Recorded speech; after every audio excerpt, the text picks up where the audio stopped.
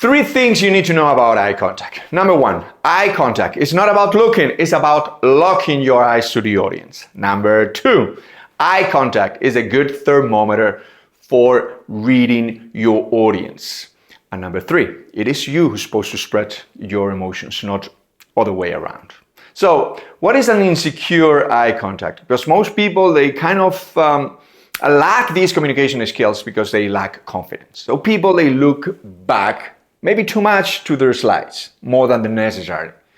Or people, they look to the floor while they're thinking, or they look to the ceiling, or they look, somewhere else into the void because it's like, they've seen a multiverse just open in front of them. But you need to lock your eye contact, which means that you need to sustain your eye contact for some seconds. So, what do we talk about? All right, imagine you are speaking with 5 people in a room, 6 people, 7 people in a room. You should sustain your eye contact to the person you're speaking for 5 seconds. Then you move to the next person, 5 seconds, and 5 seconds, and 5 seconds. That's a good eye contact. But imagine you're speaking to a bigger room. Let's say that there's 20 people in there. So are you going to be able to look to all of them? Mostly, if not all. And you will have to lock your eye contact for 2 seconds. So you strategically distribute your eye contact and you sustain the eye contact for 2 seconds. Imagine you're speaking for now a bigger room. Let's say it's 150 people in the room or 100 people in the room. Can you look to all of them? Maybe not. But you can really focus on people strategically in different rows and different levels. Let's say it's an auditorium. So you can lock your eye contact, select 2 people in the first row, then the next 2 people in the next row, other side. Let's say that there's 2 sizes in an auditorium, people up, people in the middle. All right, so you distribute this eye contact. But it's very important. You sustain your eye contact for 2 seconds and then you move to the next. So what do you do if, let's say you're speaking in a big theater and maybe there are more than 500 people? It's easier because now what you're going to do is to distribute your eye contact in areas, in patches. Let's say that there are different stages, different patches. Also, there are amphitheaters, and so you will have to lock the eye contact. Let's make this clear. You are not speaking to an audience. You are speaking to different people within the audience. So you must customize your eye contact. But eye contact is not just for showing your confidence in front of the audience. It is also a connection thermometer. Eye contact, it is used to read your audience. Let's make this clear.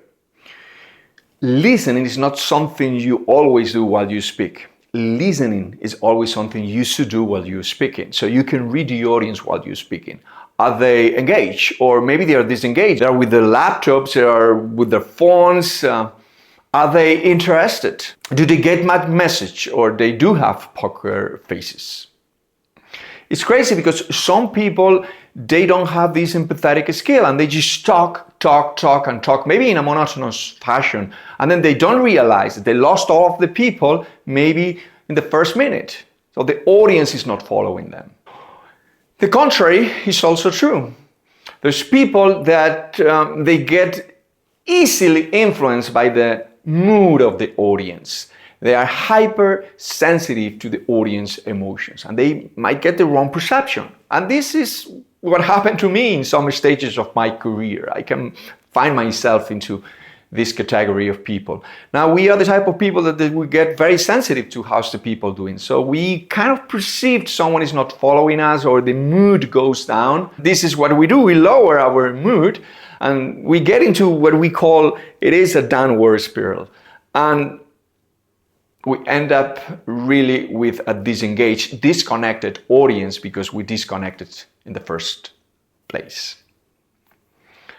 Or maybe these people, they get anxious to a panic attack level because the audience is disengaged. And this is what happened to me. It was 13 years ago in Bilbao, north of Spain. I had to deliver a speech. I had to deliver a class to a high-profile group of students. They were a group of engineers.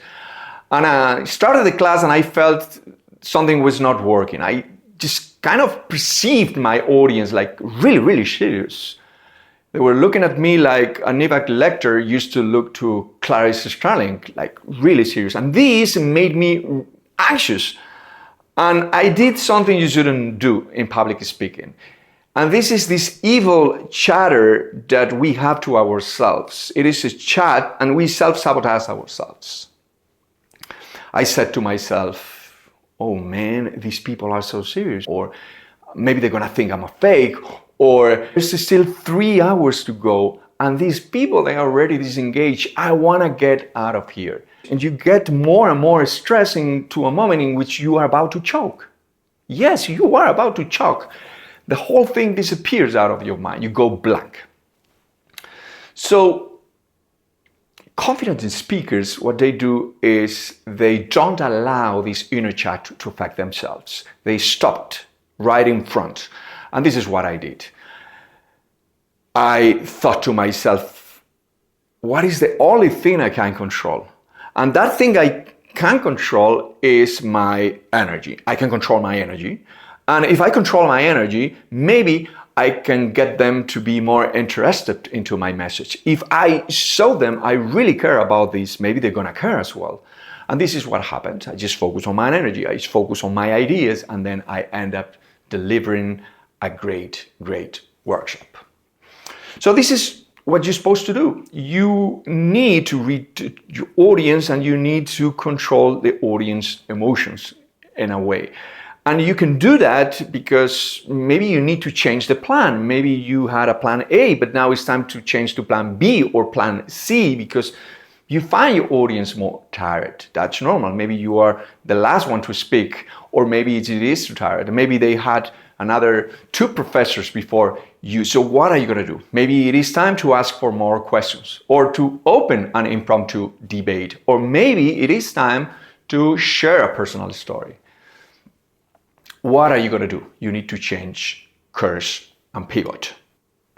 You need to remember the first rule of public speaking. And the first rule of public speaking says that it is not about you. It is about the audience. Audience is king. But you are a very powerful advisor.